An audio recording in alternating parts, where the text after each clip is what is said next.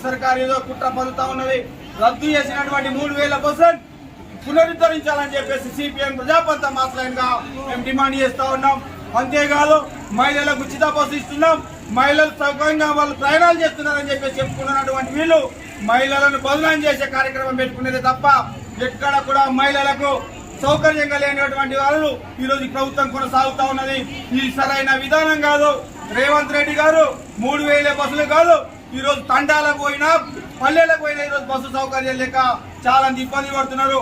ఉదాహరణకు ఈరోజు దర్పల్లి మీదుగా పింపల్లి దాకా నడుస్తున్నటువంటి బస్సు ఈరోజు రోడ్డు బాగా లేదు, అక్కడ ప్రయాణికులు సరిగ్గా లేరనే ఉద్దేశం మీద ఈరోజు అక్కడ బస్సు సర్వీస్ రద్దు చేయడం అనేది జరిగింది. నిత్యం రద్దీగా ఉన్నటువంటి బస్సు ఈరోజు బస్సు సౌకర్యం లేక ఆ చుట్టుపక్కల ఉన్నటువంటి గ్రామాలు మైలారం కావచ్చు, క్యాసారం కావచ్చు, రామడు కావచ్చు, దుబాక కావచ్చు, రేట్లపల్లి కావచ్చు బస్సు సౌకర్యం లేక చాలా ఇబ్బంది పడతా ఉన్నారు. ఇది మీకు కనబడతలేదని చెప్పేసి ఈ సందర్భంగా డిమాండ్ చేస్తా ఉన్నాం.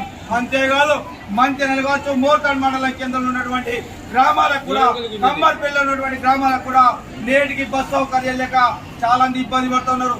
ఇలా బస్ స్టాండ్ లో చూస్తే 1000 మంది బస్సుల గురించి వెయిట్ చేయాల్సిన అవసరం ఉన్నది. ఒక్క బస్సు వస్తే తోపులాట జరుగుతున్నది, తోపులాటలో ఎన్నో దెబ్బలు జరుగుతున్నాయి, మహిళలు కొట్టుకోవడం కూడా జరుగుతున్నది. దీన్ని అనుగుణంగా రేవంత్ రెడ్డి గారు బస్ సర్వీసులను వెంటనే పెంచాలని చెప్పేసి కూడా ఈ సందర్భంగా మేము సిపిఎంఎల్ మాస్ లైన్ గా డిమాండ్ చేస్తా ఉన్నాం.